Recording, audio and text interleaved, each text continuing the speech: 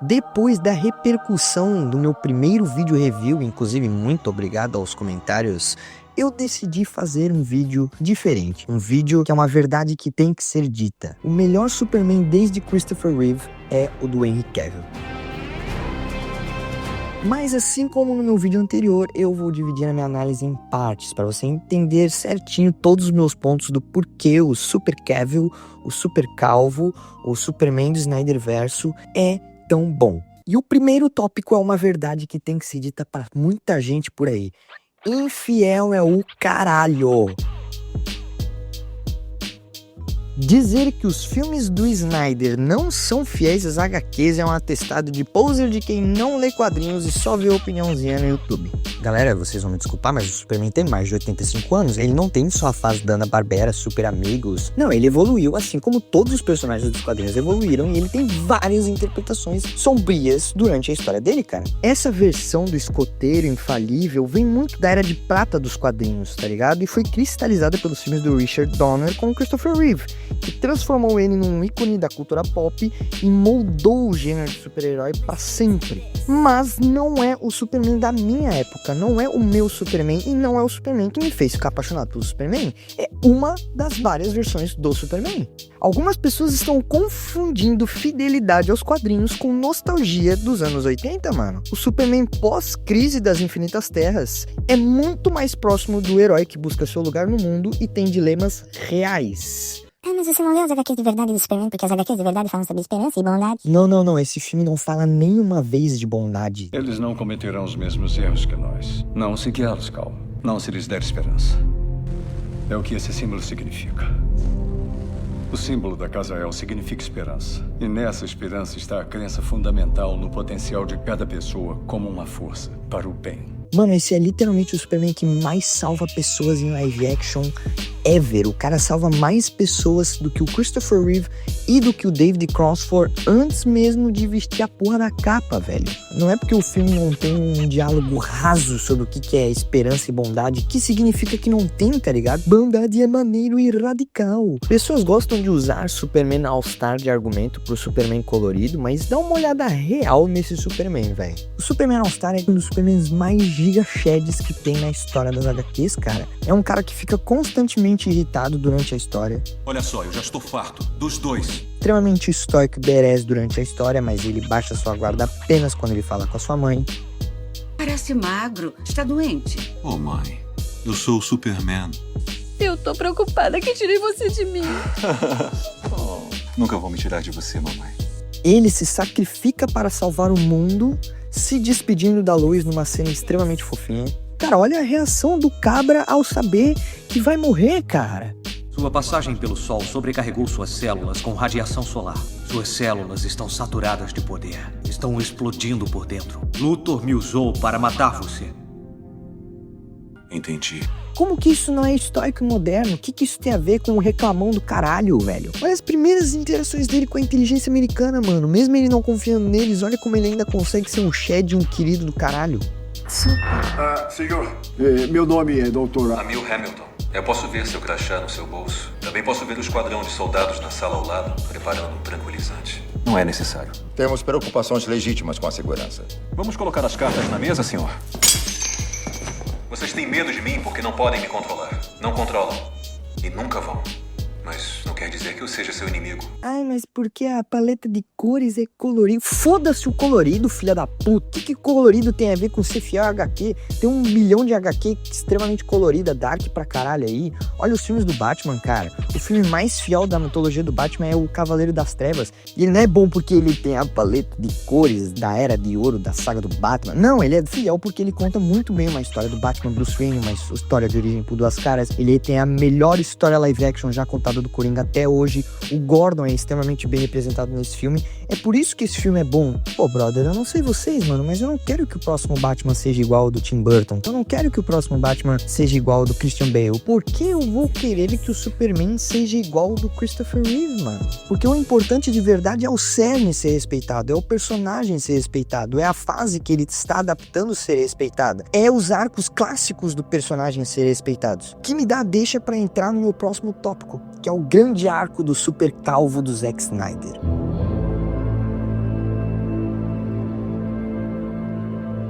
Cara, é inegável que a mitologia foi muito melhor explorada nos filmes do Snyder, mano. De um lado temos o Jor-El, que é um harém pro Superman, e do outro temos o gladiador ninja John Wick, que fica o tempo todo explicando por que a esperança é poggers. Krypton no Snyderverse é maravilhosa, é épica. Essa mitologia grandiosa ao redor desse planeta, e com esses diálogos shakespearianos, que explica sem mastigar muito por que Krypton está sendo destruída e como molda a mitologia politicamente e não só visualmente como nas outras interpretações do Superman.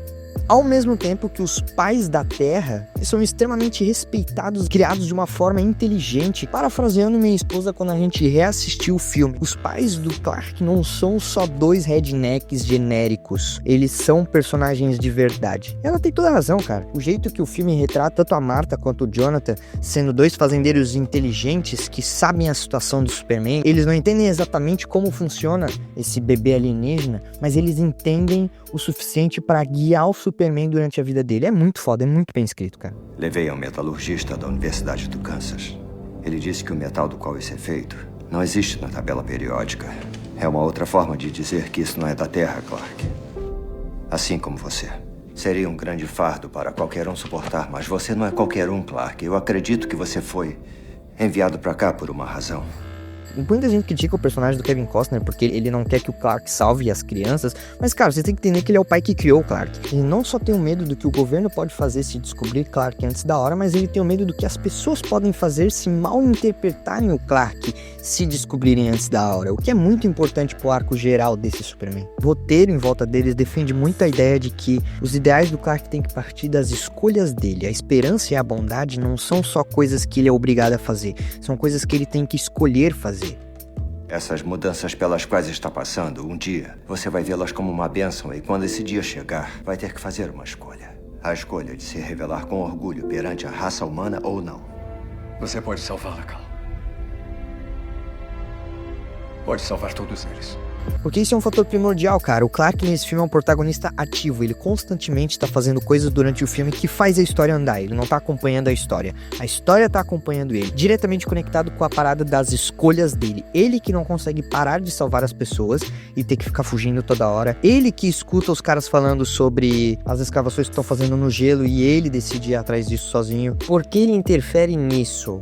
É onde ele conhece a Lois Lane e atrai a invasão do Zod. Ou seja, na hora que ele decide vestir o manto e ser aquela imagem que os dois pais dele visualizavam pra ele, ele tá tendo todo o peso do contexto desses dois pais nas costas dele. Exatamente como a essência do Superman tem que ser. Você dará ao povo da Terra um ideal para seguir. Com o tempo, você os ajudará a realizar maravilhas.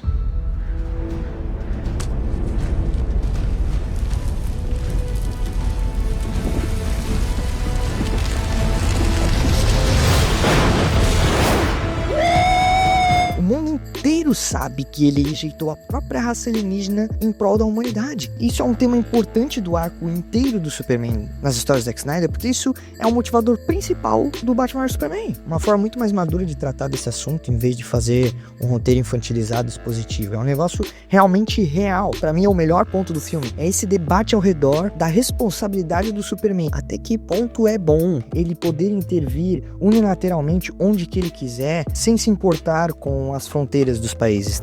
Nós, como toda a população deste planeta, temos procurado por um salvador. E quando esse personagem salvador vem de fato para a Terra, nós queremos obrigá-lo a seguir nossas regras. Temos que entender isso como uma mudança de paradigma. Temos que começar a pensar além da política. Temos leis internacionais neste planeta. Todo ato é um ato político. Um debate inteligente, mano. E o Zack Snyder bota figuras reais pra debater isso no filme, que dá uma das melhores sequências de filme de herói que eu já vi, cara. A cena é uma resposta madura e realista pra pergunta: e se Superman existisse no mundo real? Estamos falando sobre um ser cuja própria existência desafia nosso senso de prioridade no universo. E aí voltamos a Copérnico, quando ele restaurou o Sol como centro do universo conhecido, e tivemos a evolução de Darwin, quando descobrimos que não somos especiais na Terra, e sim uma dentre outras formas de vida. E agora descobrimos que não somos nem especiais em todo o universo, porque existe o Superman. Eu admito que Batman vs Superman é cheio de problemas e é o pior dos 3 filmes do Super Calvo, mas eu sinceramente acho essa cena dele genial pra história do Superman e pra como falar de conceitos filosóficos e políticos em filmes de super-herói de forma da hora.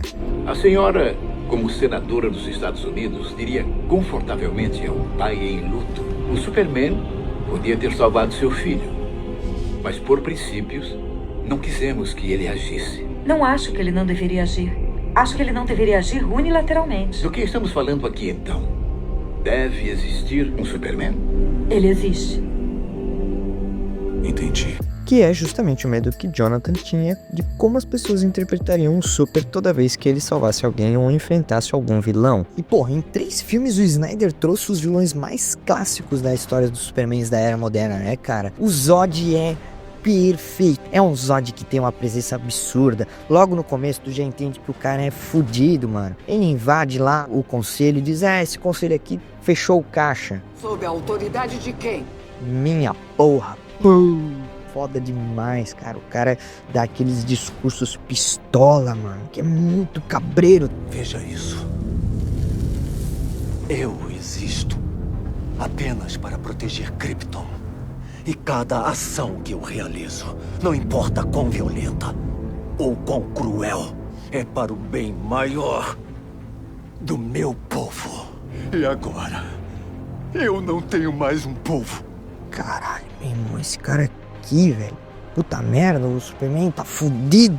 Eu sei que eu vou ser macetado agora, mas eu não odeio o Lex Luthor do Batman vs Superman. Eu não acho ele a melhor adaptação do Lex Luthor do mundo, mas eu entendo a ideia do personagem, porque eu acho que o cerne do ódio, da inteligência perversa dele, se mantém. Nesse caso, não tão necessariamente por inveja, mas por provar um ponto, que eu acho isso interessante. É uma luta mais moral contra o Superman. É provar que o Superman é muito mais fraco do que ele.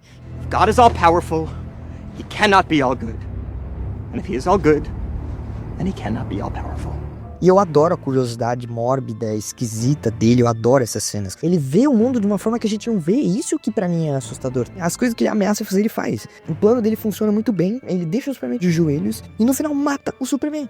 Pra mim, a dinâmica entre Lex e Superman funciona muito mais com esse Lex Luthor, cara. Essa dinâmica que eu lembro dos desenhos, do Lex Luthor falando sozinho monólogos, só olhando e esperando a hora que ele vai prender o Lex Luthor.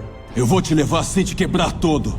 É mais do que você merece. Inclusive, ele salva o Lex. Mas antes de salvar o Lex, o próprio cria um dos vilões mais clássicos da era moderna do Superman também, que é o Apocalipse, responsável por ter um dos arcos mais importantes e mais icônicos do personagem nos quadrinhos, né? E o Snyder adaptou isso do jeito dele, mas adaptou de forma bem fiel, cara. É uma luta só, acaba com os 2 mortos. E eu tô falando dos vilões aqui porque não são só vilões aleatórios. Cada um é um degrau do arco do Superman. Zod faz ele se revelar e sacrificar Krypton pela Terra. Lex representa o medo que o pai dele tinha de como as pessoas interpretariam o Superman, e o Apocalipse mata ele, fazendo agora o sacrifício final pela humanidade que duvidou dele. Aí na lore, né, o fato que ele morre atrai os capetas cósmicos, e o capeta, no caso, é o fodendo do Darkseid.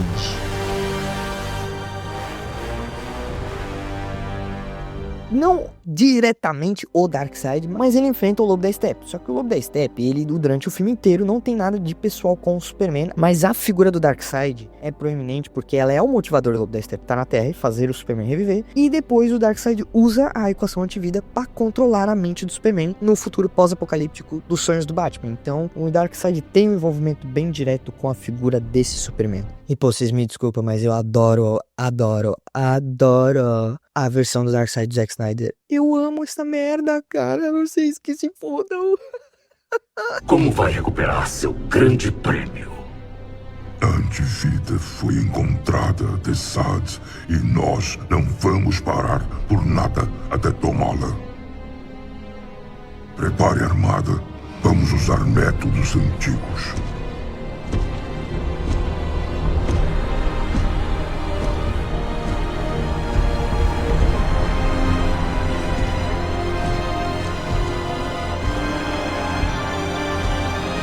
Cara, eu adoro o Darkseid. Darkseid é o meu vilão favorito da DC. E puta merda, mano. Zack Snyder fez ele muito muito foda, o bicho é cabreiro, o bicho é assustador, mano. E a lore do Lobo da Steppe só aumenta o nível dele de vilão. Essa pira de que o lobo tá exilado do planeta natal dele e tá literalmente devendo 1000 planetas pro Darkseid, porque ele traiu o Darkseid no passado, ou algo assim, que automaticamente dá uma motivação muito boa pra ele como um vilão. Porque daí a Terra vira só mais um planeta que ele pode conquistar pra agradar o Darkseid e ter a chance de voltar pra casa. Daí ele vai lá e descobre que a antivida tá na Terra e eles falam como se a antivida fosse essa parada religiosa, eles começam a rezar. The anti-life equation is carved into the surface of this very world. Are you certain? I have seen it. I have looked with my own eyes on anti-life.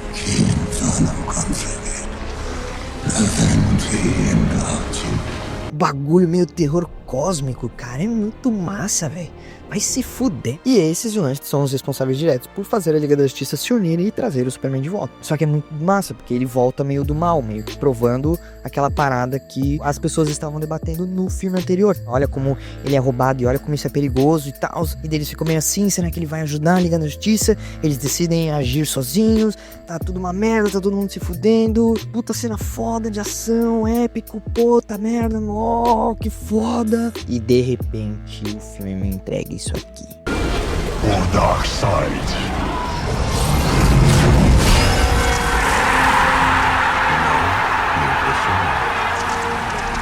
Puta que os pariu, velho. Isso aqui é muito foda. Não é porque é badass, não é porque é sombrio. É porque é foda, é super-herói puro isso aqui, mano. É épico, é bonito, é massa, é engraçadinho. Olha a cara dele, tá ligado? Olha, é esse o Superman, é esse o Superman. Por isso que eu gosto do Superman estoico, cara. Porque é o Superman que mostra só pelo olhar que tudo vai ficar bem. Eu acho que uma cena que exemplifica muito bem essa ideia do super calvo e resume o arco geral dele é justamente a cena depois que ele revive. Que a cabeça dele tá meio fodida ainda, e ele ainda tá lembrando aos poucos das coisas e tal. Que daí faz ele então ir lá na Fortaleza da Solidão pra lembrar de quem o Superman dele era. O símbolo da Casa El significa esperança. E nessa esperança está a crença fundamental no potencial de cada um ser uma força para o bem. Mandaram você pra cá por um motivo. Você vai dar ao povo da Terra um ideal para seguir. Você vai ter que fazer uma escolha. Mas chegarão a você no sol, Cal. A escolha de se impor orgulhoso sobre a raça humana ou não. Você vai ajudá-los a conquistar maravilhas. Muito foda essa cena, porque são os diálogos que os pais dele falam durante os outros filmes, tá ligado? Sendo repetidos, e de repente, de forma orgânica, viram diálogos novos que ainda não tinham sido falados, como se ele tivesse ouvido no pós-vida, pra mostrar como esse Superman tá novamente escolhendo salvar o mundo por causa de que os pais dele ensinaram ele a ser. As esperanças e sonhos de Krypton vivem em você agora. Seu coração foi testado, Kal-El. Eu sei que é difícil, Clark. Mas você deu esperança ao mundo deles. Você precisa mostrar quem você é. Ah, meus Kal. Assim como amamos você. Boa, filho. Chegou a hora.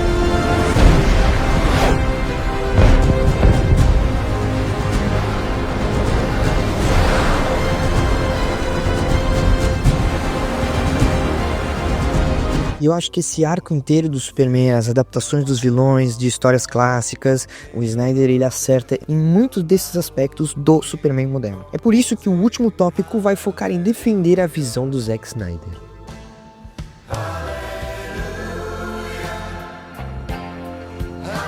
Extra creatine, please. Yo, James Gunn. Oh, hi, Zack Snyder. Just saw your new cut of Superman, and word of advice, he's the man of steel, not the man of conversation. Okay. Here is a secret move. Start the punch at regular speed, and then you're gonna ramp it down. It's not a fucking secret! Eu estava extremamente ansioso para o novo Superman, mas quando eu vi o filme, só evidenciou as partes que eu gosto muito da interpretação do Snyder pra DC e principalmente do Superman. Vocês têm que lembrar que na época que saiu o filme do Zack Snyder, a DC tava acertando com filmes dark. O Batman tinha saído em 2026 contra o Superman, contra o Lanterna Verde, contra filmes que foram coloridos e não deram certo, e o Batman realista sombrio deu. E era justamente a proposta da DC de diferenciar do universo compartilhado colorido da Marvel, cara. Não sei isso, mas era uma época diferente nos quadrinhos. A DC tinha acabado de fazer o seu nome com Flashpoint e os Novos 52, então ela tava com uma reformulação do seu visual já. Ela tava com ideias novas e uma era mais dark ainda do que a era pós-crise das Infinitas Terras. Então, o Zack Snyder adaptou essa época.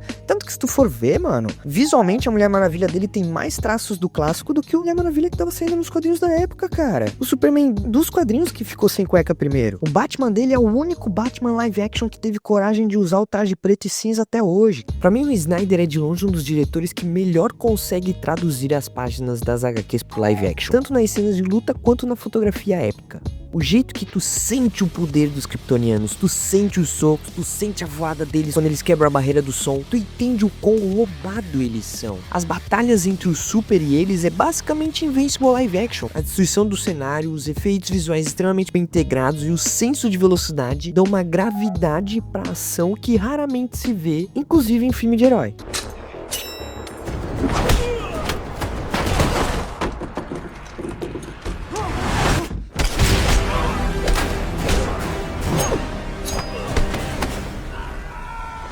Vai se fuder, mano. Isso aqui é maravilhoso. Isso aqui é Batman puro. Porrada pra caralho, gadgets. Toma soco, aguenta. É muito bem coreografada, muito bem feita, numa época muito antes desse tipo de cena virar moda. Eu consigo ver os ícones de contra-ataque na cabeça dos caras. É uma execução técnica impecável que traduz a brutalidade do personagem perfeitamente pro live action.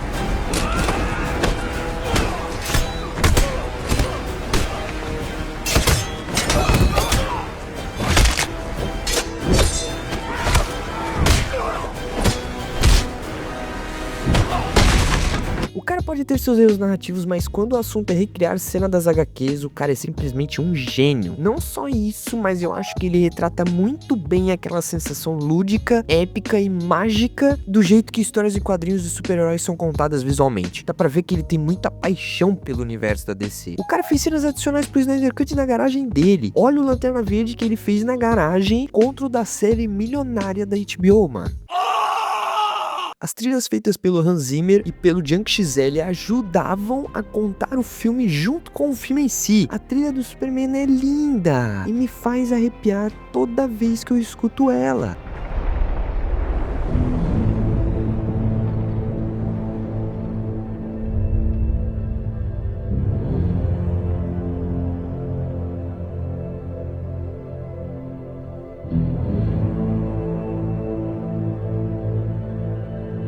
Mas não só isso, ela meio que conduz as outras trilhas da lore, tipo a do Zod, que é uma versão agressiva desse mesmo tema.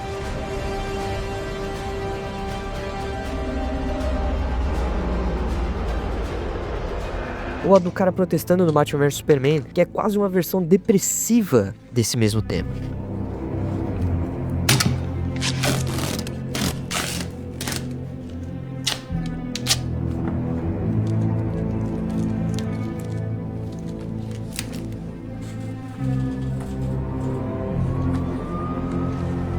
Isso faz os temas te setar nesse universo e te dá uma vibe muito autêntica e única pra ele. E sei lá, eu sinceramente acho que esse capricho dele pra criar um estilo autêntico é o que atraiu tanta galera pra ver esses filmes. Porque, cara, no final do dia, é fato que o Homem de Aço e Batman vs Superman fizeram mais dinheiro que o Superman do ano passado. É fato. Sem nem considerar a inflação de 10 anos atrás. E por mais que imperfeita que fosse a visão dele, tinha um apelo sim pela personalidade que ele dava pros projetos.